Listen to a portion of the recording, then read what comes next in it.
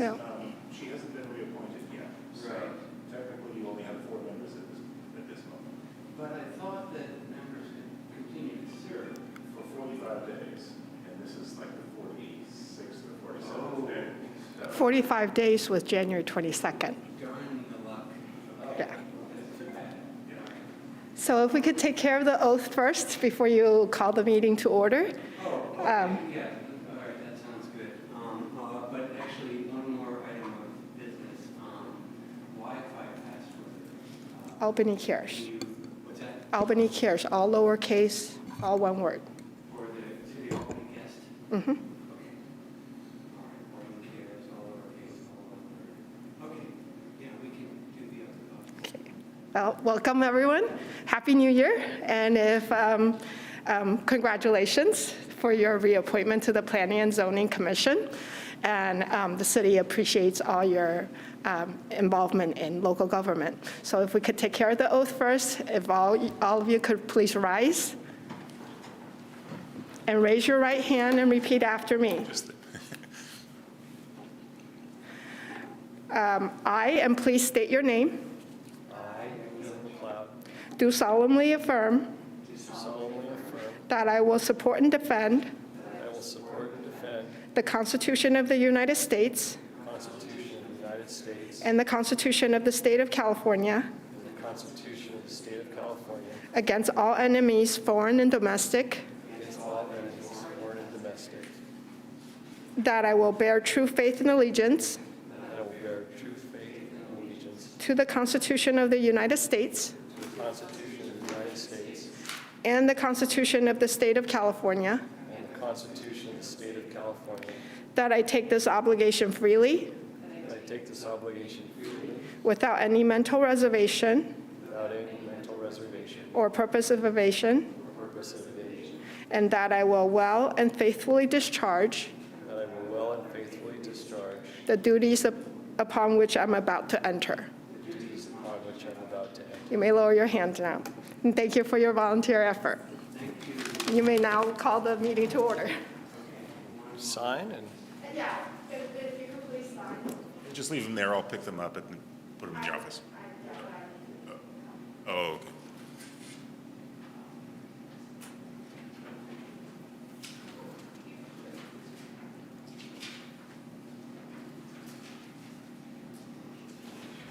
okay, thank you.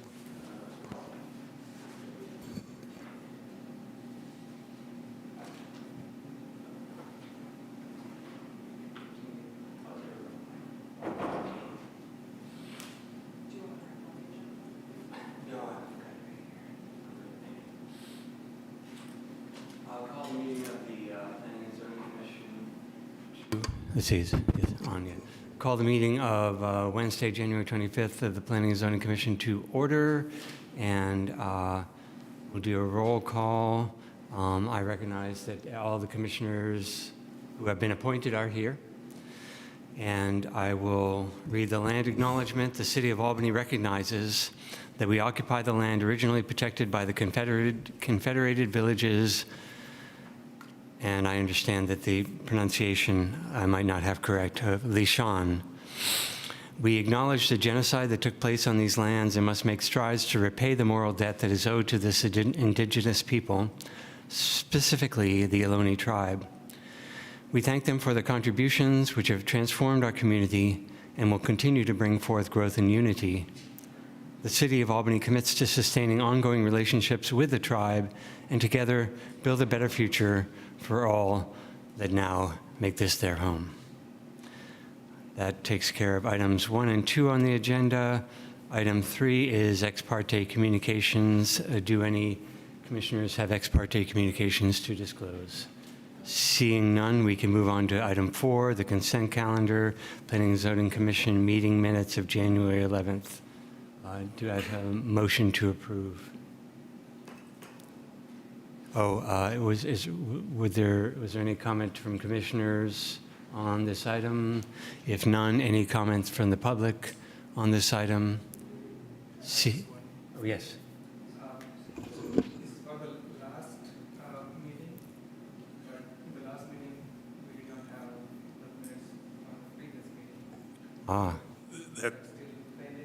That's correct. Let me explain. We went through a transition in using a new service to prepare the minutes, and that happened in December, right in the middle between the meetings. So our new service is preparing the meeting minutes. They're probably ready today, but I didn't want to drop them on you at the last minute. So we'll bring them to you at your next meeting. Okay, we're missing a set to approve at a later date. And not seeing any further comments or requests from the public. Do I have a motion? Sure. Motion to approve item 4-1 meeting minutes from January 11th. And we have a motion and a second, and I can call the roll just as easily. Commissioner McLeod. Abstain. Oh, because you weren't here. Commissioner Wadi Aye. and Commissioner Moman. Yes. Okay, so, and I vote yes as well. So 3 yeses, 1 abstention. All right, moving on to announcements and communications. We do have one.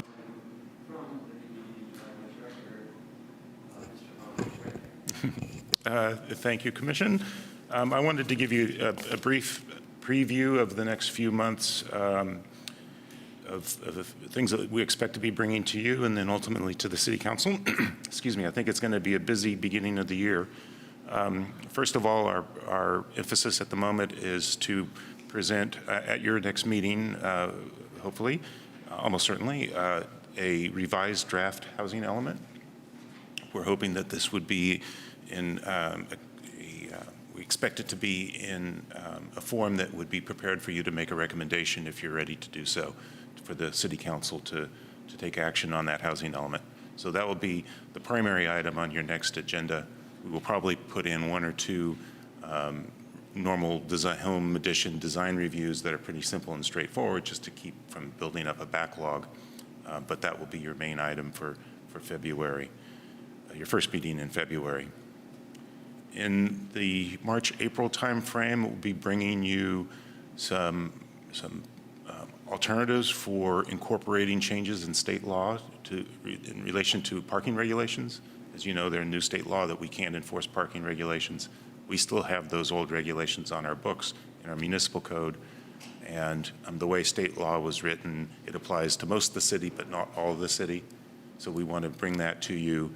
And as part of that, we'll be kind of looking ahead a little bit, not necessarily coming to any conclusions, but what does this mean in terms of longer term commission and community discussion about parking regulations in the city, which I know the commission wants to do. But we're anxious to at least get the inconsistency between the city's regulations and the state regulations sorted out, so that we're treating everybody, all of our applicants, the same, and we know what the lay of the land is and what we should be charging, if anything, probably not anything, for those that aren't subject to the new state law. So anyhow, that will be something probably in March. I'm expecting to bring that to you in March. Also in the March timeframe is a kind of 2 different related documents. The city is required to prepare every 5 years a local hazard mitigation plan. This is basically a disaster planning tool. It's required by the state and by FEMA. We prepared one 5 years ago. It's time for us to prepare a new one. So we have a draft almost ready for you to look at. And related to that, we also are required to update the general plan safety element, which in many respects is saying the same things. There's a lot of overlap between those 2 documents. So we're preparing those in tandem, and we'll be bringing those to you for your review in the March-April timeframe. Looking a little further out, there are other changes in state law that need attention. There are new ADU regulations, so we need to update. You just did this a couple years ago, but you're going to have to do it again. Update our accessory dwelling unit regulations, and the same goes with state density bonus law has changed, so we need to go through that with you and make some changes to our municipal code. Both of those are fairly important because they're things that it's a regulatory tool that we use a lot. Particularly ADUs, we're doing 20 or so ADUs a year. We want to make sure that those regulations that we have are current And then, as you know, with larger projects, density bonus is something that comes up with every multifamily project, and we'll probably don't have anything in the queue right now, but we can expect one or two over the next couple of years. So again, we want to have our regulations up to date when that time comes. A little further out, and to be really discussed at your next meeting, is as part of the housing element, are what are the steps we're going to take to implement the housing element. There are lots of different things in there, and we can talk about that prioritization. Whatever prioritization you came up with, that would be filling in probably the rest of the year, I would expect, depending on how you want to approach that. So that's kind of how it's looking right now. I think we're almost worked out of our backlog of projects that started to develop in the November, December timeframe. So we're catching up with the kind of applications that you have tonight. And I think by the end of February, we'll be able to be bringing applications to you promptly when they become complete for us. Be happy to answer any questions. Yeah, and a really quick question on the housing element. When is it anticipated to go to the city council? If you were to take action on February 8th, we'd like to take it to the city council on February 21st. Has there been any concern expressed about people wanting to use the builder's remedy? Theoretically, yes. I don't think it's a practical tool right now for Albany. I'd be very surprised if somebody came out of the woodwork with a fairly complete application. And particularly with the requirements of it, 20% of the project would have to have inclusionary housing. So theoretically, it's possible, but we haven't seen. We occasionally get calls from people interested in doing multifamily, but they're usually, first of all, they're not very well developed, and secondly, it's that inclusionary housing requirement is the first thing they want to talk about, and they struggle with it at 15%. So at 20%, I'm not expecting anything in the next month. And the time frame of that would be January 31st until it's ratified by the council. Is that the expression? Yeah.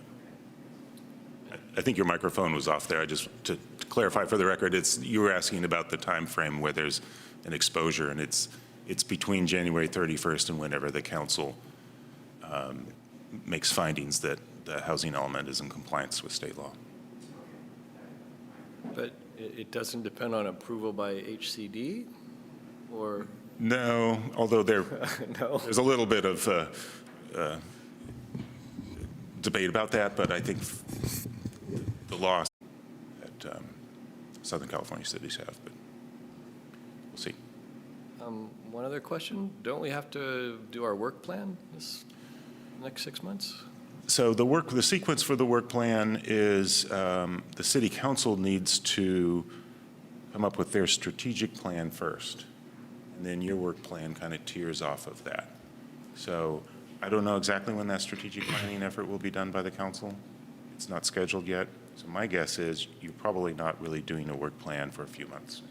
Okay. All right. Any other questions from commissioners? If not, any other communications or announcements from commissioners? I just wanted to mention that we did have a request for an agenda item regarding story polls, but I think that falls into the bucket of our work plan. And we can take an item up at that time. There's plenty for staff to do at this point in time without adding one more little thing, especially since we don't have a plan in place anyway. So that's how I think we would handle that. So, all right. Well, thank you, Director. Moving on to item 6, which is public comments. This is for persons desiring to address the commission on an item that's not on the agenda. Are there any members of the public here or remotely who wish to make a comment for an item not on the agenda? We do have one member participating on Zoom that has raised their hand. Please go ahead, let them in.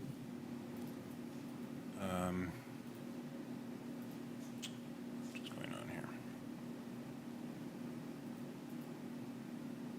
Yeah, thanks. My name's Brian Martin, and I resident of Albany, and I had a question for staff, having to do with attachments to the agenda.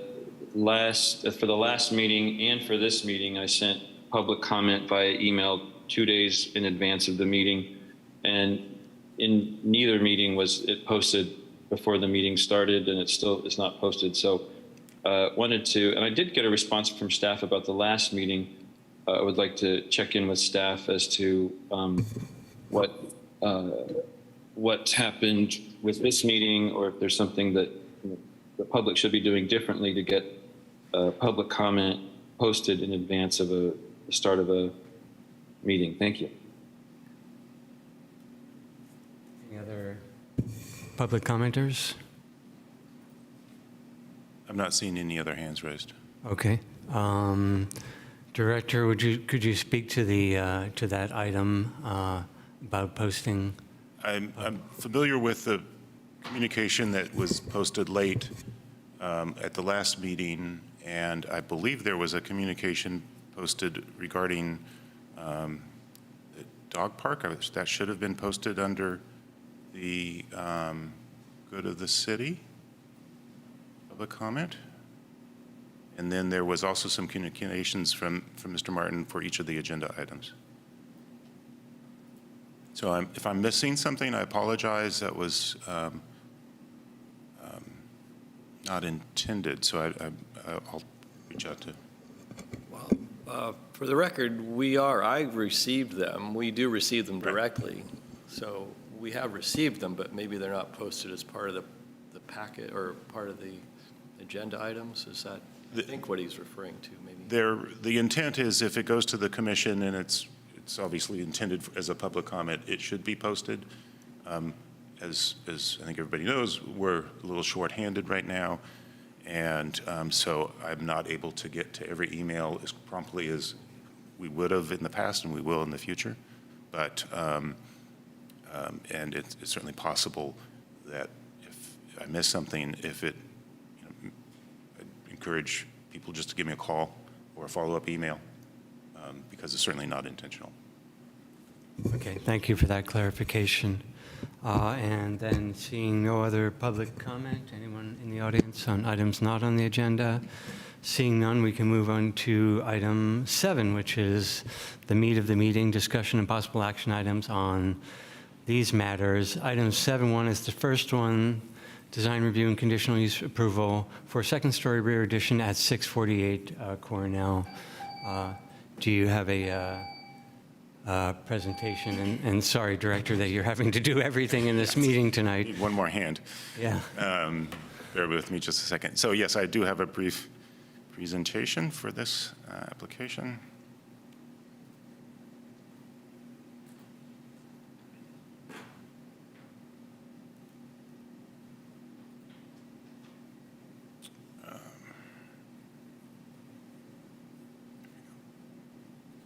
Okay. This is a planning application for a design review and conditional use approval for a project at 648 Cornell Avenue. The existing home it's a small home on a small lot, 2,500 square foot lot, 2-bedroom, 1.5 bath home. The request is for a second-story addition and small ground floor addition that would result in a 3-bedroom, 2.5 bath home at 1,515 square feet. I'm citing some square footages and dimensions that were part of the plans that were part of the staff report. We did receive some revised plans earlier this week that reduced the scale of the project a little bit. The overall height would be 22 feet, is proposed to be 22 feet, and the floor area ratio would increase to 50%. This slide shows the site plan. The area on the right-hand side of the screen is Cornell. It's the front yard here, and this is basically showing the ground floor layout. There's a garage, an entry as you're facing the home on the right-hand side, and then the living area behind. So the proposal is to make some modifications to the entry area and to add a second-story addition above the garage. I have had several discussions with a resident to the north who's expressed some concerns, among other things, impact of the proposed project on a shared driveway, particularly if a fence is installed, as was originally shown on the plans. Also requesting more time to review the revised plans that came in, and is requesting a condition of approval regarding stormwater drainage to make sure that stormwater drainage from the addition doesn't impact the neighboring property. And on that last item, while we certainly welcome it as a condition of approval, that is something that we normally address in the building permit phase. Our recommendation is to approve the project subject to the findings and conditions of approval. We did have a special condition that to address some of the window details to make sure that the proposed windows are consistent with the residential design guidelines, and making sure they're of a quality and a 2-inch recess to create some architectural variety in the wall. Given that there is the more recent changes, I haven't had a time to completely absorb the revised changes, and although those are posted on as part of the agenda package, an alternative would be to continue this so that if you or the members of the public need a little bit more time to look at the revised changes, we could continue this as well. I'd be happy to answer any questions. I know the applicants are here, as well as the neighboring resident. Well, I'd like to start out with a question about, can you summarize the change in scope that the revised plans entail? We could do that first too, but let me just see if you don't have anything off the top of your head, Jeff, I'll ask the applicant to. I think it might be, I don't have it on the screen in front of me, but Okay. It's basically reducing the square footage of the second level, reducing the new porch entry area a little bit, and I think we're changing the window pattern on the north elevation. Okay, and if the applicant is here, perhaps the applicant could speak to that as well. If the applicant wishes to speak tonight on this item, make a few brief remarks, that would be in order. And are they here or online? We are, and our architect has raised her hand. She'll speak on our behalf. I see her hand is raised. Would you like Katie to go first? Or? Okay. Katie, please go ahead. Can you hear me? Yes, we do. Great. Yeah, the changes are very simple. The old design was for 286 square feet. We are reducing that to 256 square feet for the addition. The first floor will remain at a 70 square foot addition, and the second floor will go down slightly. The second floor will go down to 256 square feet. So the overall square footage would be 365 feet. The second floor is only going to be 20 feet, 6 inches by 14 feet, 6 inches. So we are reducing it. And those are, and then as well, we are removing that fence that was discussed about. That's it. Okay, well, do commissioners have questions of the applicant or staff? Maybe just one quick question for the architect who's on the line, or the property owner. Just out of curiosity, obviously this is a very modest home, and I understand programmatically to add the third bedroom. Just curious why you chose to site the vertical addition at the street wall versus, towards the rear of the home or some other location on the building. Was there sort of a structural intent, street wall intent? Just curious what the thought process was around why you chose that option. Yeah, can you still hear me? You can Yes. still hear me, correct? Yes. Please, Right. please go ahead, Katie. Sure. We added the second floor over the existing garage. To add a second floor over the house itself would have been a lot more structural work. Additionally, the front facade right now is very minimal. All that you see is a one-bay garage, and it's kind of hidden by landscape. So we wanted to create more of a welcoming neighborhood facade that's why we added the second addition over the garage. Okay, thank you. Any further questions from commissioners? No, if none, yes, can you identify yourself? Yes. And come to the microphone, would be great. My name is Curtis Clausen, structural engineer. The reason the addition is in the front of the house is that the garage is already failing, and we have to demolish the garage anyway. Okay, thank you for that clarification.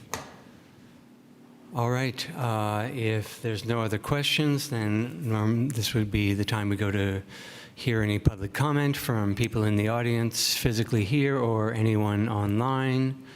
Would anyone like to make public comment? If so, please come to the podium so we can have you mic'd.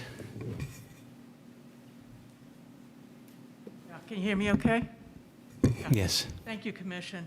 My name is Jean. I am the neighbor directly to the north, and I'm here basically to request more time before you give your approval to this project. Of course, I just learned about the project last Wednesday when I received the card in the mail, and then the most recent revised plans just came as recently as Monday.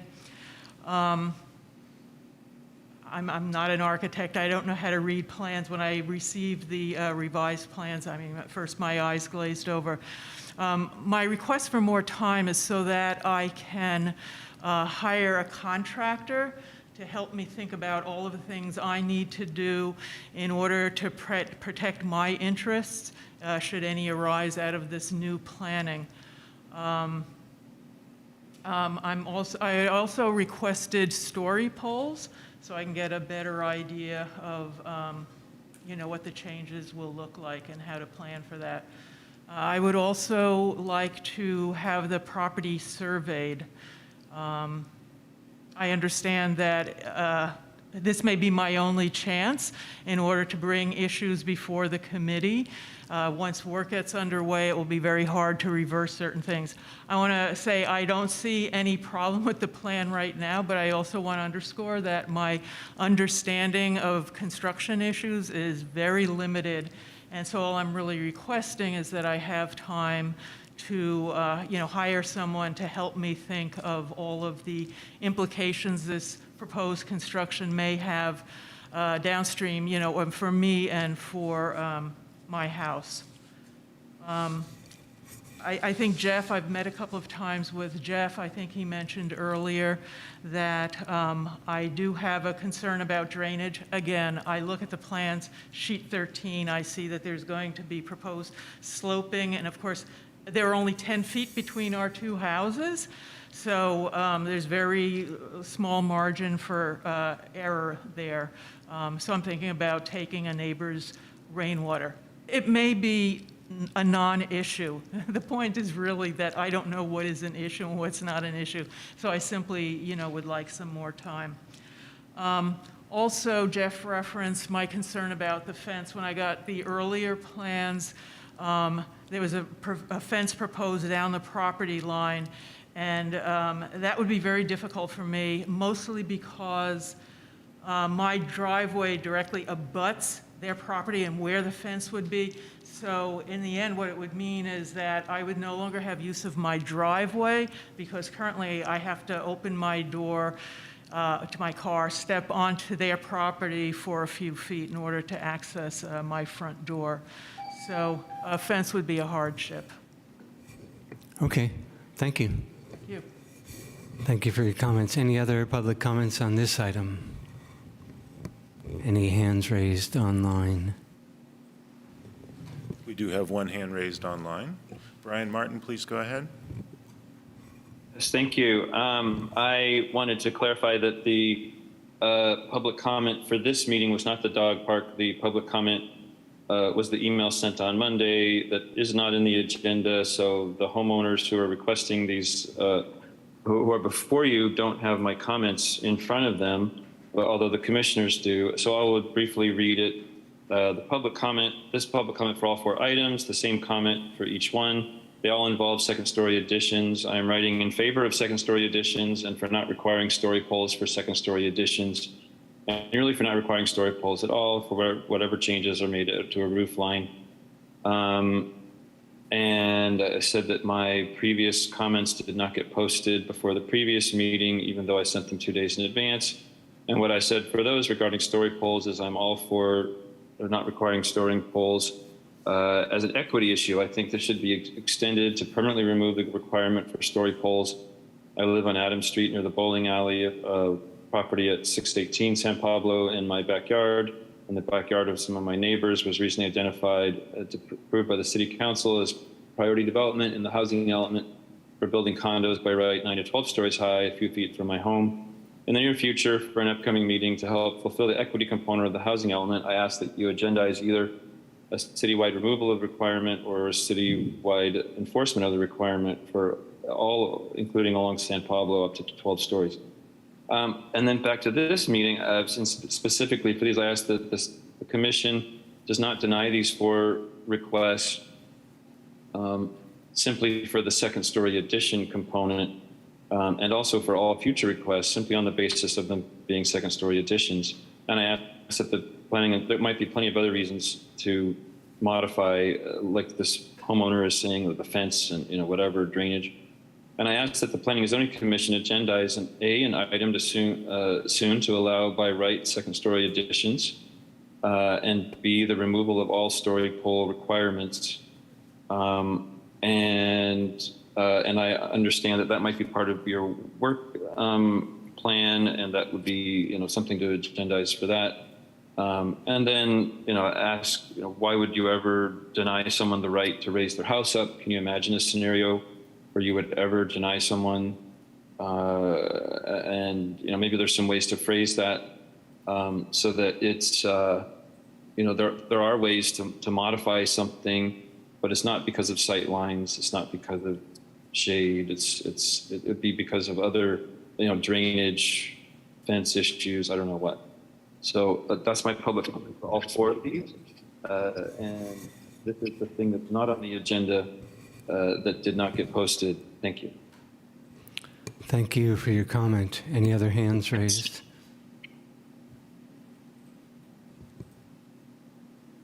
No, I'm not seeing any other. Okay, thank you.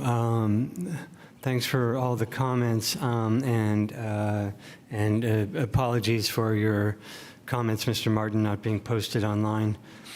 If I may, for the record, my understanding, I've seen just 2 emails from Mr. Martin, one on Friday that's posted under public comment, and one is to each of the 4 action items tonight, and it's posted with each of those 4 action items. So if there's a 3rd email, I'm sorry I missed it. Oh, okay. Well, thank you for that clarification.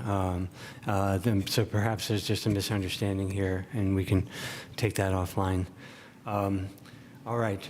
Great. Well, that's good to know that those comments are indeed available or should be available as far as we understand. Let me just see if I can take a couple of items really quickly before we get into discussion. By right, second story additions don't, so we have height limits and we have setbacks, and so there's not really a by right second story addition. Perhaps this is not really related to this item, so let's take that later. I would like to address that at some point.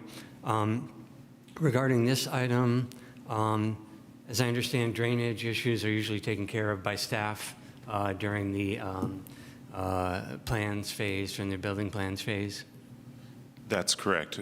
Okay. Essentially, the way it works is whatever portion of the building is being modified, any drainage associated with those modifications would need to have a drainage plan that essentially either gets the stormwater into some sort of landscape treatment that's properly designed, or gets it out to the curb to avoid getting water into either the foundation of the building itself or into neighbors' buildings. And we work through those details at the building permit phase. Okay, so addressing drainage will be part of the process. In terms of timeline for the approval, so I guess I guess a member of the public was maybe asking that we delay approval because we're slated to, this is up for a vote for approval for us tonight, is it not? Okay. I just wanted to get straight in my mind the timeline. And then finally, shoot, my notes just went away. There was one more comment. 1 second, sorry. Oh, there we go. Story polls. So we have, we have already ordinances about story polls. Would story polls be triggered for this particular project? Typically, yes, but if you recall from your last meeting, I suggested that there be a unique exception due to the weather conditions of 3 weeks ago when it would be hazardous for people to be on a roof and hazardous for something that's rather flimsy to be on a roof. So we, in this particular case, asked that if that requirement could be waived. Normally, a second-story addition is required to have story poles. Okay, thank you for that. And I just wanted to get clarification on those items. So we're back to the commission for discussion. Who would like to start? I just have one more clarification to ask for. So how do we use the 15 days appeal period? Like, the neighbor has some, requests that they did not get enough time, and so, they have requested an extension of time for approval. I'm not sure if, commission is favorable to that, and also there are no story poles installed. And so I'm wondering, like, can that appeal period be used for all those concerns to be addressed? It could. That's one option. It does tend to further delay a decision. If you were to continue it, it'd probably come back to your next meeting, which is in 2 weeks, and hopefully during those 2-week periods, that period of time, the issues and concerns could be identified and discussed and addressed. If it goes to an appeal, that tends to be a little bit more of an intense process. It usually takes a month or two. It does involve the appellant paying a fee. I'm not recalling what it is off the top of my head. But it would be better. I think it would be better if the commission can help maybe find a resolution. And the council has plenty of other things to do. And this, I think, I'd suggest that you give it your best shot to weigh both sides and try to figure something out before bringing it to council. And that appeal then is kind of the last resort when there's just not going to be any agreement, and you're satisfied that there's not going to be agreement. You make a recommendation, and then the council makes the final decision. Okay, thank you. Okay, thank you. I guess I just have one point of clarification. The plans were changed on which day and sent out? We received them Monday morning. Monday. And is that some sort of statutory kind of thing that, it wasn't there by Friday, that now, or is this still at our discretion? I guess what's statutory is the notice, the description of an addition, and I think the changes aren't of a substantial nature. The scale isn't substantially different. The location isn't substantially different. Having said that, I haven't had a chance to study the plans because of being a little shorthanded. I think it's perfectly reasonable to give a little bit more time if that's the commission's preference. But also the plans were a reduction in scope, if I'm not mistaken, right? These are a reduction in scope in response to concerns from the neighbor. So, from my opinion, this is a very, very, very simple project out of the types of projects that we see. And I don't think for those of us, and I understand neighbors may not, look at plans all day, but these are very straightforward plans to analyze for us who review plans all the time. So this, I'll just chime in at least. I have no need to continue this item. I feel like I solidly have sufficient information right now to be able to make decisions and have a discussion on it. So I don't think there's anything unusual about this project that warrants us sort of going sideways and not having a typical conversation on this project. Okay. I'm ready to go. Okay. That sounds like the entirety of your comments on this item. No, actually, I'll just keep going for the sake of efficiency here. I did have two very quick comments for the architect. If we could maybe have the architect raise her hand or unmute herself as well. Just relating to the materials on the front facade, specifically the Spanish tile that's called out for the trim work. Just wanted to understand whether that was a true terracotta material or an artificial tile. Second question, to just be efficient here, what the window material is. I don't see the actual window material being called out. And then thirdly, there is some other trim references that are just specified as Spanish trim, but I don't know what material a Spanish trim is. So if you wouldn't mind just opining on the materiality of those three things, that would be great. Those are Katie, you really should be able great questions. I don't have necessary answers for you. My family, I'm the sister of the homeowner. So my family came up there and we walked the neighborhood over the holidays and we noticed that a lot of the neighboring homes had a flush gable with Spanish S-tiles. So we wanted to mimic that so that we matched into the neighborhood so that it blended. We don't necessarily have the materials yet, as well as for the trim around the window.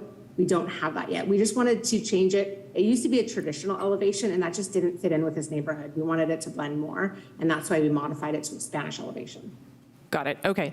Thank you for that. Then hopefully then there's maybe some openness for some conditions of approval that sort of require certain materials. For me, the devil is in the details of the materials of projects, sort of the difference of a home looking like it fits in. I think you're probably referring to a lot of the McGregor homes that have the Spanish architectural details on them. And to me, you really can tell when it's sort of a faux tile and it's sort of a plasticky material versus sort of a more authentic either tile material or some sort of other sort of material that's more akin to a natural terracotta tile. So in short, I think this is a very modest home. One of the principles in the design guidelines is about letting people modify and expand their homes to allow for contemporary living. This is a small lot. It's a small house. The addition is very constrained, especially compared to a lot of the other projects that we have seen. I think the property owner has been respectful to the northern neighbor by pulling the building off the side property line and really reducing it. It's making for a very small primary suite on the upper floor. And so I already think there have been some accommodations to deal with that. I completely understand wanting time to hire your own professional expert to advise you, but I can guarantee there's a lot of time between an action tonight and when the construction breaks ground. There's permitting processes, et cetera, that will take likely several months. And so if you want to kind of get your ducks in a row, I think you'll still have plenty of time. I am not of the belief that there is any outcome that would come from those additional facts that would change my opinion on this project. Neighbors are not obligated to let neighbors go on their property to access, convenience of parking and driveways and things like that. I think it's a very neighborly thing to do that a lot of people in Albany do. So I think it's a very good neighbor gesture that you've removed the fence from the project so that your neighbor can continue to access through their driveway. But by no means is any property owner obligated to do that. So, and again, as was previously mentioned, the drainage issues are not really under our purview. Those are handled by the building department as part of the more technical life safety review. So for all of those reasons, I think the project is absolutely supportable, consistent with other projects we've approved, and I would just condition that the tile work is a true, terracotta tile or stone, that the new window material is either a wood or an aluminum-clad wood window, and that none of the trim is of a foam-type synthetic material, and that it's, a proper wood material, likely. And so with those three material conditions, I would be actually prepared to make a motion to move on this once others have had a chance to speak if they'd like. Thanks. Okay, thank you for your comments. Commissioners? Sure. Yeah, I do support this project. As designed, I really liked it for the impact it is making on the neighborhood character. Typically, we prefer second-level additions to be set back from the streets, but in this case, it is perfectly appropriate to put it on the front. because the existing house is really simple, boxy. It doesn't have any architectural character that is worth retaining.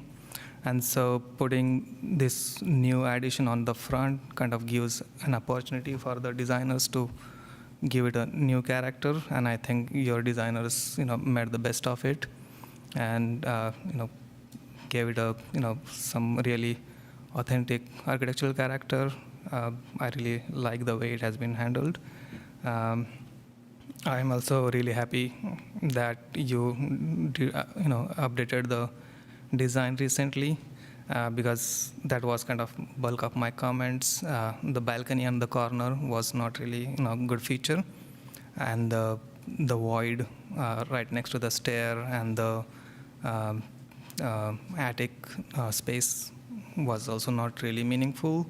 But I think it was really impacting the elevation, and so removing that, I think, has really improved the elevation a lot. And I really like the way you have treated the elevation with finer details and kind of recreated a traditional architectural style. I just have two suggestions, and I would not say that would be one of them could be a condition for approval, as Commissioner Wadi has mentioned.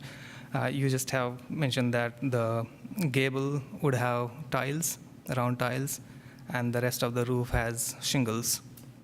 So I would recommend if the rest of the roof also has shingles, that would be more complete in giving the architectural style. And then second comment is I would really like the garage door to be centered with the window on the upper level. If you can manage that, that would be really nice. It would be really handsome elevation. Other than that, I really understand your concerns, but as Commissioner Wadi mentioned, most of those are kind of routine issues between the neighbors, and you can easily amicably resolve those. One regarding the fence between your properties. So yeah, other than that, I don't have any comments, and I'm happy to support this project. Maybe just one clarifying question on that. Where you mentioned on the tile roofing, were you saying to carry the tile for the totality of the roof? That would be great. Like, having the round tile just at the edge, it's always look very, Except that is very characteristic of the McGregors. Like when you look at the corner properties on the block, that's how many of these McGregors are designed, where it's just like trimmed out on the edge. I mean, that's maybe a different one, but I definitely think it is fairly common in Albany to have that split. But anyhow, I just want to compromise. Yeah, but the original McGregors, typically have terracotta round tiles, half round tiles. So yeah, that means if Commission agrees again, that would be really a good value addition to the design. It might be a bit costly. Yeah, but other than that, I'm really happy with the project. And to clarify, these are just suggestions. You're not intending to make these conditions of approval? Yeah. Okay, thank you. And Commissioner McLeod, did you have? Just briefly, I agree with Commissioner Wadi's statements, and seeing as the plans came back to us, or the revised set was a reduction in scope of work, I don't think that's a big problem. And in fact, because it's been reduced on the north side, I think that's helpful as well. So even if this were to be postponed and come back to us, I wouldn't see any changes being made in the project, and I would still approve it as is. So I don't see any reason to delay this. I'm happy to support it. The little decorative tile strip in the front is fine with me. It's very common around town to have that one little border in front in terracotta tile. And I agree with the other comments about the trim. And just overall, it's a much more attractive house with the little gable in front versus just a little garage door. So I think it's a big improvement in that sense on the street view. It helps you get an extra bedroom, more livable. I think that's great. My only other comment was maybe another window on the south side or something, just for south light to make your bedroom a little more pleasant.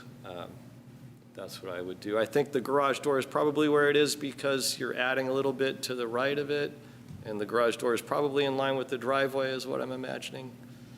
So I'm okay with the placement of the garage door. I don't particularly like the faux shutters, so that's not a design detail I like at all, but I'll leave that to your discretion as an applicant. So otherwise, I would say I support the project, and again, drainage will be taken care of as part of the building permit process when they submit their plans for building permit review. State law doesn't allow you to let your water drain directly onto a neighbor's property, so you do need to deal with it either with a downspout and a pipe to the street or some basin that allows the water to be absorbed, but that's very difficult in Albany because of the clay soils, so generally the water goes to the street. Although a better ecological process is to contain the water on site and let it percolate into the groundwater, but that presents its own problems on really small lots too, where there's not a whole lot of surface area to do that. So I'll leave it at that. Okay, thank you, commissioners. Yeah, I agree with almost all the comments made by my fellow commissioners. It is a very modest project, and it will improve the home, of course, and pardon me, just getting back to my notes here. And I felt like I could go either way with the delaying the approval. And technically, it's not great that the revised plan showed up 2 days before the meeting. However, the revisions were small and reduced the scope and improved the project. So I could go either way on delaying the approval, but in general, I don't think that it would change my opinion about approving the project. I'm in favor of approval. So if there's no other comments by commissioners, did you want to go ahead and make your motion? Yes, happy to. Happy to make a motion to move planning application 22-047, design review and conditional use for a second-story addition at 648 Cornell, with the condition that the tile roof trim be traditional terracotta, windows to be either wood or aluminum clad wood windows, and other trim work on the front facade to be wood and not of a preformed foam. And we would encourage, to leave up to your discretion, removal of the shutters and centering of the window and the garage door. So if those details are worked out, there's no need to bring those back to us. Okay, that's the motion. And do we have a second? I'll second. Okay, there's a motion and a second, and I'll go ahead and call the roll. Commissioner McLeod? I'll vote yes. Commissioner Moman? Yes. Commissioner Wadi? Yes. Yes, and I vote yes as well, so that project is approved. And there are no story poles installed, but there is a 14-day appeal period. Thank you very much for everyone who showed up, and thank you for masking up as well, too. It makes me feel a little self-conscious, but I appreciate your attention to public health.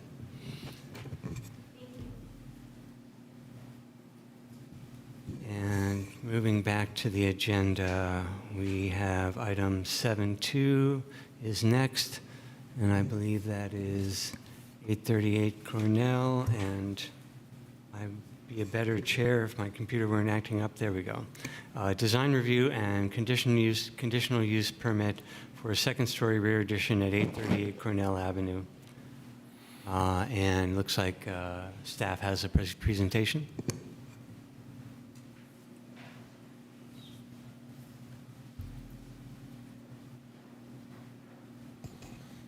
Again, I have a brief presentation on this project.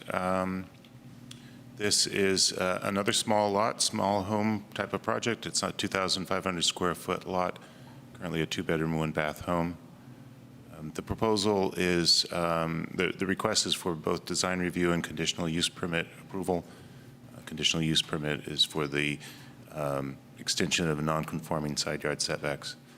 The proposal here is primarily for an addition in the back and an extension of the garage.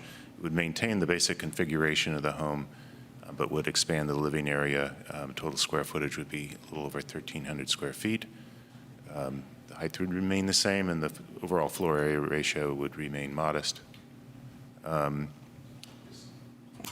This diagram kind of shows that this, again, is the site plan. Cornell is to the right, on the right-hand side of the screen.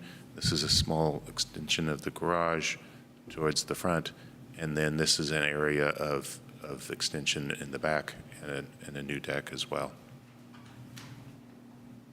We have not received any correspondence regarding this project and are recommending approval. Be happy to answer any questions. All right, and do we have applicants present or representatives thereof? The applicant is online. I could bring Emmy Sherman up. Hang on. If the applicant would like to make some brief remarks, now would be a good time. Emmy, please go ahead if you have anything to add.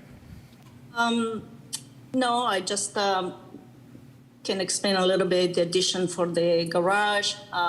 We are doing, we're making the existing bathroom a little bigger, encroaching into the existing garage. And that's why we decided to push the garage out a little bit towards the front to maintain pretty much the same square footage. And the addition in the back, it's a fairly small. We're basically taking what was an existing porch and making it a family room and making it a little bigger. That will allow the owners to actually use the existing bedroom as a bedroom instead of a study as it is right now, and move the study probably to the new family room. And that's it. The front, the garage, the extension, as a little clear story windows. I think we were hoping to create a bit of a buffer for the bedroom upstairs with a little balcony. That's it. Okay, thank you for that. So do commissioners have any questions for the applicant or the staff? Go ahead, Commissioner Momin. I have two questions to the designer. Is the balcony above the garage extension intended to be not accessible? Because the bed has been kind of placed, against the window, and it is the window, basically. It is not a door flush with the balcony floor. Yeah, we're not, so the height of the garage at the front is higher. The ceiling is higher than the floor level of the bedroom upstairs. So we want to keep the height so we can add more windows to the garage. So the balcony will be a place where they can put plants, just something that can be nice seen from the bedroom, but it is not actually a usable balcony. Okay. And then my second question is just an observation. At your family room extension, there is a plane change in the wall. I don't know whether that's south wall or north wall, I think, yeah. But that doesn't reflect in the elevation. And also the spacing between the windows of bedroom and the family room corner window is kind of not correct if you compare the proposed north elevation with the proposed plan.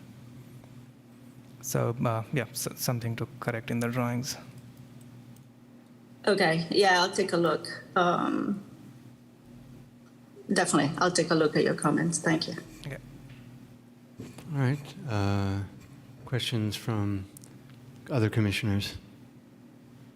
No, none from me either. So I'll invite any public comment from members in the audience, members of the public in the audience, or anyone online. Do we have anyone wishing to speak? I'm not seeing any hands raised. Okay. Chair Belch. Okay, great. All right, then we'll close public comment and bring it back to the commission for discussion. Would anyone like to go first? Go ahead. Yeah, Commissioner I McLeod. think it's perfectly reasonable, the request for the extensions of non-conforming plane. They're very small. I think it's a nice little project. I would move to approve right now. Second. And this could have been maybe something on the consent calendar. Right. Oh, yes, I also had the same thought about the consent calendar. Any comments from you, Commissioner Momin? No, I support it. And none from you, Commissioner Wadi? No, neither from me. So did we have an actual formal motion? Did you move to approve? This is 838 Cornell, correct? Yeah. Yeah, Okay, I move to approve item 7-2 PA 22-066, design review and conditional use permit for a second-story addition at 838 Cornell Avenue. Second. Okay, it's moved and seconded, and I'll go this way this time and poll the council. Commissioner Wadi, Aye. and Commissioner Moman, Yes. Commissioner McLeod, Yes. and Commissioner Pilch is me, and I say yes as well. All right. Thank you very much. Moving on to item 7.3. That is 508 Masonic, design review for second-story rear addition. And do we have a staff report for this? Yes, bear with me just a moment. Second-story rear addition.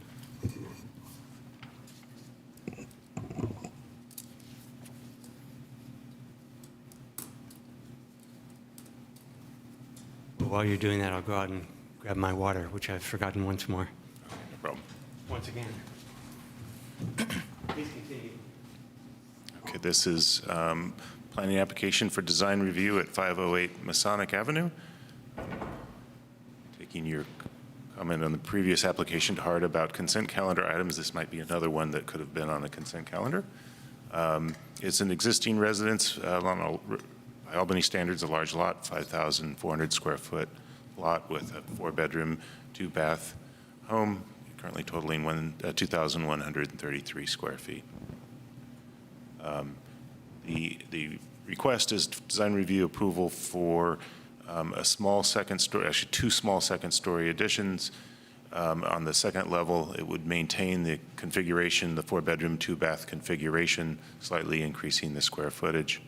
It also includes a rear deck that's 39 inches above grade. Floor area ratio would remain at 40%. And this site plan shows the areas of addition. It's the double crosshatch area here and this area here, just to get everybody oriented. Masonic is on the right-hand side of the screen. So there's small additions to the second level in the middle and the back, and then this is the area of the proposed deck in the lower kind of southwest corner of the home. We have not received any correspondence in regard to this proposal, and we're recommending approval. Okay. Happy to answer any questions.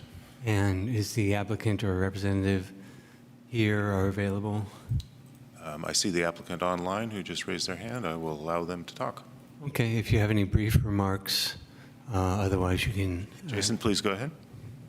Yep. Hi. Thanks for letting me speak and reviewing my presentation or the design application. It's a pretty simple addition. Just for clarification, the current configuration of the house is 4-bed, 1.5 bath, and part of the change is to add a full bath in the master bedroom, just to allow, as we have a family that will soon require a second full bath for just general purposes. Otherwise, the deck is, I think, was 39 inches above. Part of the reason we need to come here for the design review. Otherwise, it's fairly minimal changes. Wanted to stay within the footprint of the home and keep all of the architectural details that we appreciate. So just wanted to do the minimum while getting some functional value out of the changes. Okay, Happy to thank answer you. questions. Thank you. Any questions from commissioners for staff or the applicant? No. I'm not seeing any. I don't have any questions myself either. Is there anyone from the public wishing to speak on this item? Any hands raised? I'm not seeing any hands raised in Zoom. Okay. 3, 2, 1. We'll bring it back to the commission for any discussion or possible motion. I move that we approve. Okay. I think it's really modest. It could have been consent calendar as well, I think. I'm not even sure what triggers design review for this, or The second story. second story. Okay, just because it's I above looked, 14 feet or see if there's some way around that. It unfortunately, is any second story comes to you. Yeah, it seems And it perfectly doesn't- fine, perfectly reasonable, yeah. And minimal. it doesn't, I think, trigger design guidelines also because the FAR is just 0.4. Well, the design guidelines could apply to any project that's subject to design review. It's the Substantial design. extraordinary, Okay. the larger projects, extraordinary architectural features and landscape plans that are triggered by the larger project. Okay. Okay, so to clarify, we do have a motion and a second for PA 22-068, design review for a second-story rear addition at 508 Masonic Avenue. I will poll the commissioners. Commissioner Moman? Yes. Commissioner Wadi? Yes. Commissioner McLeod? Yes. And I vote yes as well. So that passes. And we move on to item 7.4, which is... And I would like to recuse from reviewing this project because I think I am living within 500 feet of the project. Oh, okay, so you can use the room next door then and sit this out. Okay. And I would just note for Commissioner Moman, this will be the last agenda item. Okay. So Do I need to wait? Or? you don't need to wait if you want to. true, yeah, okay, yeah, if you want to, Get home to your family. If you. yeah, It's a that's go nice. home pass. Okay. Okay, this is PA 22-069, design review for a second-story rear addition at 830 Cerrito Street. And we'll pause to let staff bring up their presentation. No rush. We have plenty of time tonight.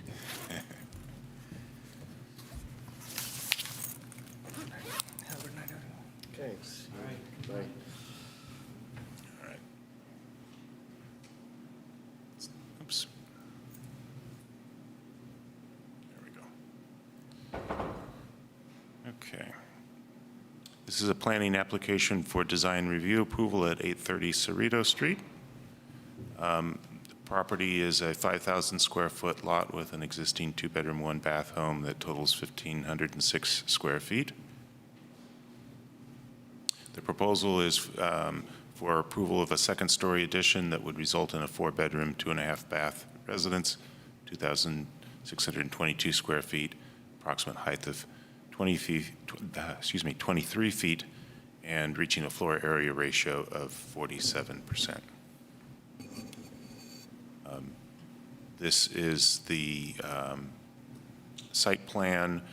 And again, the right-hand side of the screen is the street. This is Cerrito on the right-hand side. And it's essentially a vertical extension with some modifications to the front of the residence, the second-story addition over the bulk of the residence, and then also a new deck on the back of the residence. We have received correspondence, and the commission received this as well, from a neighboring resident at 832 Cerrito expressing concerns about the impact of the height increase on the sunlight to their home. And we're recommending approval of the project subject to the standard findings and conditions of approval. I'd be happy to answer any questions. Okay, thank you. And is the applicant here or online? The applicant's designer, architect Amber Evans is online, and I will allow her to address the commission. Let's see. Amber, please go ahead. Okay. Hi, can you hear me? Yes. Yes.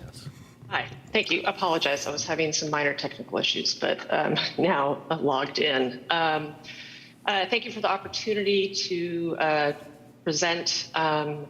Apologize, I don't have my screen on, it looks like. I had the opportunity to work with client Nicole and Drew, who are also present on Zoom and watching.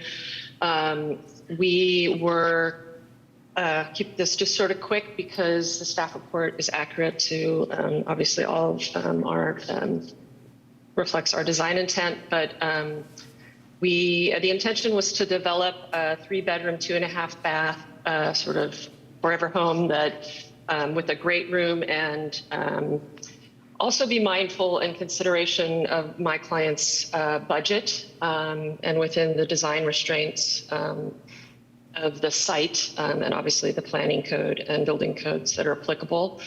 There was a lot of thoughts and development that went into the project in terms of maintaining sort of existing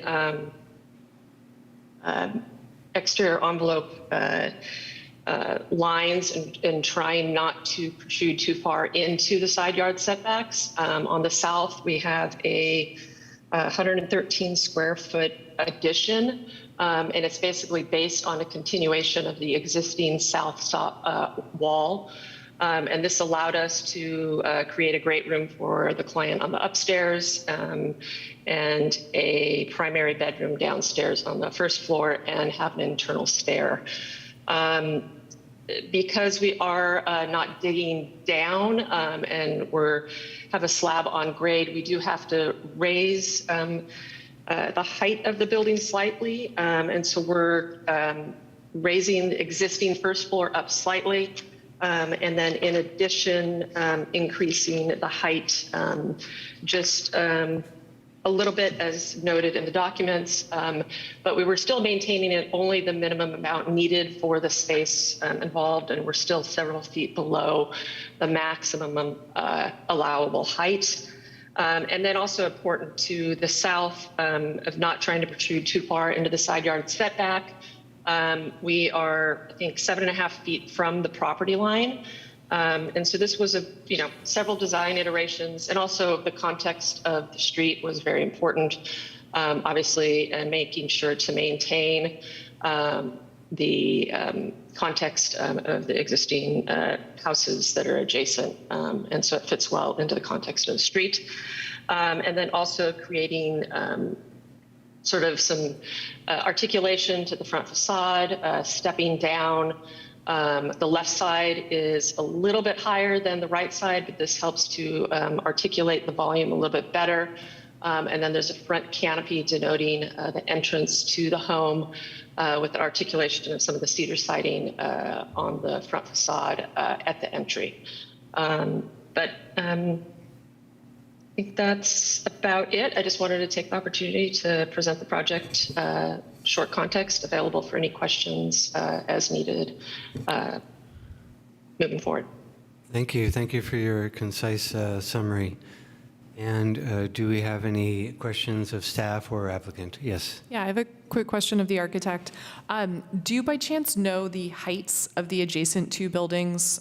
Just curious with the heights. There's not an elevation that shows the adjacent two buildings relative to your proposed project, but curious, you're obviously in total, adding on approximately 4 feet or so to the overall height, and just curious what the overall height is of either adjacent property, if either you have that datum point or staff. Don't have an exact datum point, but it's minor. A lot of the adjacent properties do have vertical additions that are further stepped back in the rear that you can see a little bit from the photographed panoramic street elevation I have on A3.4. Yeah, and I was curious relative to those additions, not sort of at the immediate cross section of where your height is going, just sort of there. That was sort of the point I'm trying to make, is both adjacent buildings have vertical additions, and I'm curious how contextual you are in height to those vertical additions overall. We're actually lower. Our vertical addition is only about 3 or 4 feet. Those additions are higher, but I don't know the exact context. The rear addition at the property to the south is higher and actually casts shadow on my client's property in the rear and on part of their house. And then the one on the north, again, I don't have exact data for the height of that, just context of the street elevation and what's shown on Google Earth. Okay, but in your understanding, though, is that addition for the neighbor that's to the north, their vertical addition is taller than the proposed project's overall height? That's my, yes. Thank you. Sorry, one last thing. It is more, there's a step back slightly, but it is a vertical addition that is higher than our proposed height. Yes, yes, yes, we can see that. Thank you. Thank you. And Commissioner McLeod, any questions? I wanted to just note that we saw this project about 2 years ago, and I believe we approved it. Yeah.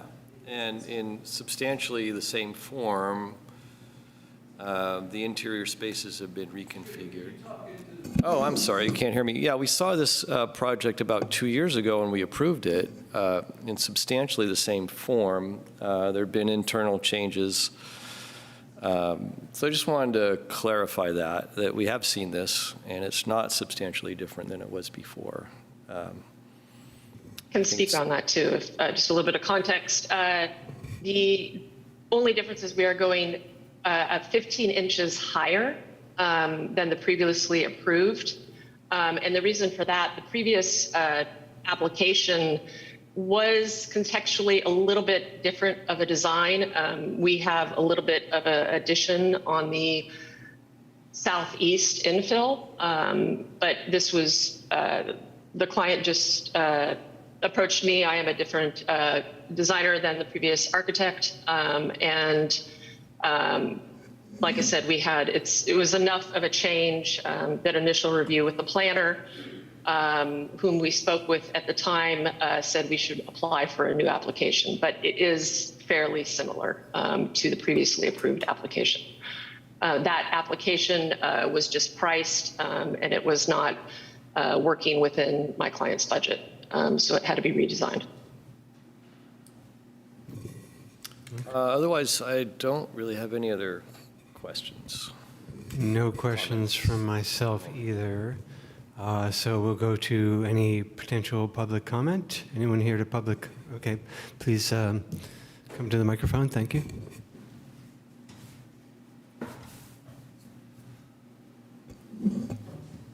Well, as I think you can tell, we're one house to the south of this house at 832 Cerrito Street. I'm Jeffrey Bartlett. This is Bernadette Breen. Compared to the other proposals you've looked at so far tonight, this is a pretty radical redesign of the existing house. And we don't, per se, have a problem with them doing a remodel. The problem we have is that it's going to throw a shadow into both of the main rooms that have north-facing windows on our first floor, and therefore our kitchen is going to get a lot less light, and our dining room is going to get a lot less light, and this will also have ancillary impacts on two other rooms, less so. I sent this morning an email that has about 5 photos that are trying to show the difference between what we have now and what's going to happen. They put up those flags there, and the flags are substantially, they're more than 4 feet high. I'm sure it's more like 5 or higher than that. So it's pretty obvious what the difference is. I can actually show you those. I've got them on my phone if you want to see those. I don't know whether you, Mr. Bond, received it. The commission, both I and the commission received them directly. Yeah, Okay. I did look at the photos. Yeah. I mean, this major project, I'm not sure why they can't, make a little more effort to accomplish it without negatively affecting our enjoyment of our home and the value of our property. And originally, I assume the project that you did approve was not this high. They were doing a dig down in the back, and they were going to do an addition after digging down, but that's what became too expensive. That's right, I remember that. And the addition on our house, which was there when we bought it, is at the very back of the house, and any shadow it casts is in the back corner of their backyard, which is quite large. They have a large empty space behind the house on their property where certainly you could do something else there rather than having to go up and then throw this shadow on our north side of the house, and that's what we would like to see negotiated or modified so that that negative impact doesn't fall on us when they're otherwise doing this dramatic and presumably costly remodel. This is your house here? I don't know if you can see that. Yes, it is, yeah. And you see our front roof and theirs are about the same height, not counting the addition at the back of ours. Okay, thank you. Your allotted time is up, although since you're the only one speaking, well, you finished your remarks then, correct? Yeah, pretty Okay. much. It's also, it says on here that this is a rear addition. That's not really an accurate description of it. It's about the same footprint of the house. They're not going back very far unless there's a deck in there, I believe, of some kind, which that would not be an issue for us. Okay, thank you for your remarks. Thanks for coming. All right, any hands raised online? No, Chair Pilch, I'm not seeing any hands raised. Okay, so we'll bring this back to the commission. Would anyone like to begin? Commissioner McLeod? Sure. Yeah, looking at the project, and I looked at the plans from a couple of years ago, I mean, it's essentially very similar shape. And perhaps they were digging down more in the back, which is probably why it was too expensive. 'Cause excavating underneath is pretty pricey. And they are still, so they're lifting and lifting a little more than before. The other thing I would note is that they're, behind the setback for the south side. So it's, the minimum would be 5 feet. They're actually at 7.5. So they really have every right to build up on that side in that plane. The small vertical extension is on the other side, which is originally where I thought maybe the neighbor was riding from, but it's the north side where the existing non-conforming wall plane is being extended vertically by about 3 feet. And I don't see that being a problem either. It's only on a short section of wall, about 10 feet. And then, kind of back to the big issue, there won't be shadow on your house from this project because it's on the north side of your house, and literally the shadows come from the south. So your house is shading their house.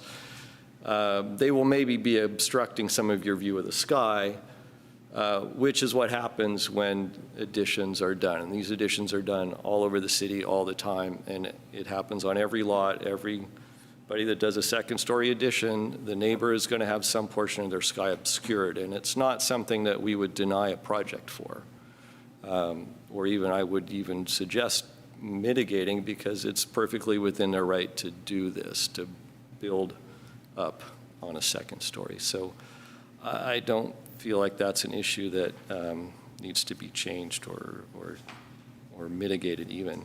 And oftentimes you'll find that you actually get more light because there will be more light reflecting off their walls into your house. So that happens in quite a few cases. Otherwise, I like the project. I like its sort of modernist feel. It's reminds me of things I studied in school, sort of early European modernist buildings. Could you bring up the south elevation? I mean, the one thing I would say is there is kind of a big blank stucco wall on the south side where the kitchen is, and I would prefer to see a window there or something. I think that would be something that would be better with a little more articulation, or at least some sort of relief in that big blank stucco area. Otherwise, I don't really have a problem with the project. I mean, in general, I would put bigger windows on the south side for your own daylight. But I understand there's the other bigger building that is actually taller than the applicant's house on the south. So, you know, they're not going taller than the building that's next door.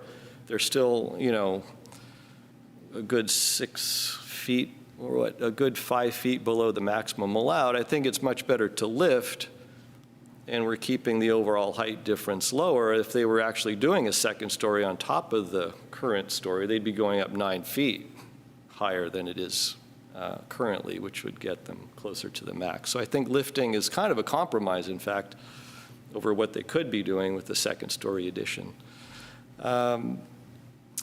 So that's the north side. If we could see the south side, you know,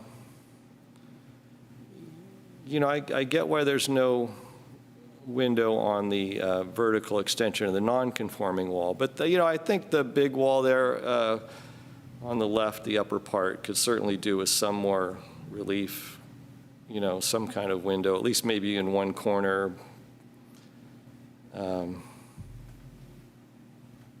You know, I would make the other windows bigger, but, you know, I can see what my other commissioners think about this. But overall, I like the project and I support it. Okay, and just a technical clarification. I also received the email about this, but are you saying that the email was accompanied by photos as well? Yes. Yeah, I saw photos, yeah. Okay, I did not see photos in my email. I'll take another look real quickly. Okay. Okay, thank you. And Commissioner Wadi, did you have some comments?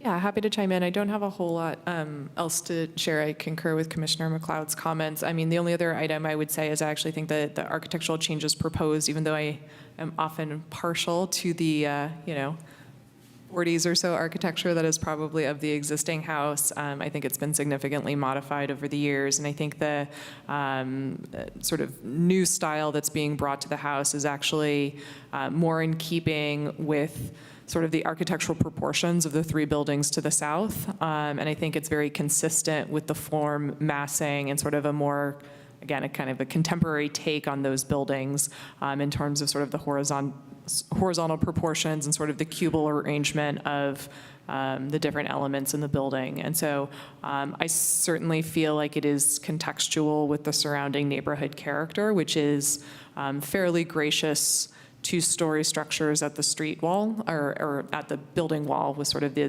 consistent front setback, and it's respecting sort of that front setback and the pattern of side yards and sort of that same form of a solid two-story structure at the street. So I certainly find the project to be consistent with our design guidelines. It's well under the permissible building envelope that's allowed here. And usually if we make somebody reduce their massing, there really needs to be something somewhat unusual about the project, the topography, the site, and I'm not seeing any of those conditions that would warrant this property having to reduce their project when there are very similar types of buildings and expansions found throughout the neighborhood. So for those reasons, I would be supportive of the project this evening as well, and would certainly happily make a motion or be a seconder of a motion. Do you have comments, Nick? No, my only comments is that I agree with the comments of my fellow commissioners. Did you perhaps want to make a condition of approval that you direct staff to work with the applicants on those architectural details that you mentioned? Well, it would just be perhaps adding a window or some relief to the south facade. I see the. Although I'm always a little cognizant if there are privacy concerns, sometimes. Well, right, there's the taller building to the south, which would be looking down that way, but if it's a corner of a kitchen, probably not.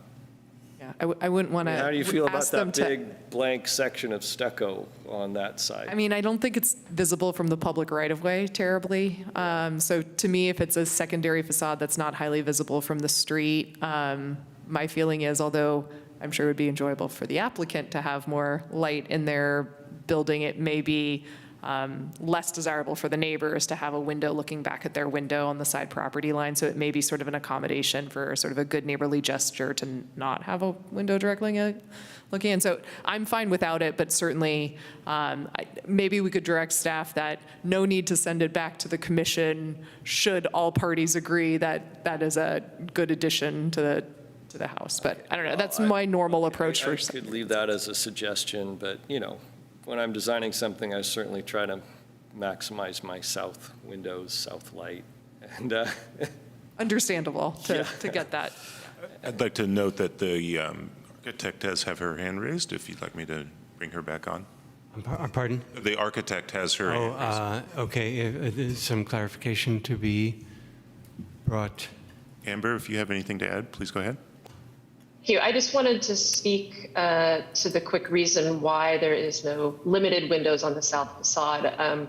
We were actually just trying to be very mindful of privacy and keep the direction of most of the windows in the east and west facades. And that was really just because most likely any windows that we'd put on the center wall there would be looking down, looking at our neighbors to the south. So it was about privacy. And it's a view that you're just not going to see as much. Okay, thank you for the clarification. All right, well, would either of you like to move the item? I think we're ready for that.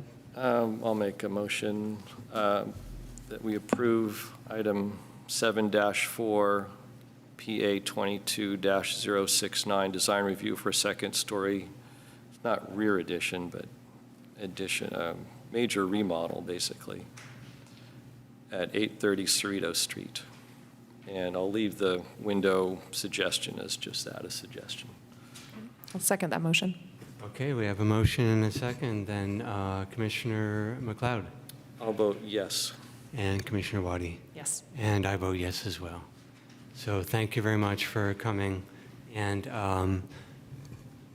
that concludes our items on the agenda, or our substantial items on the agenda.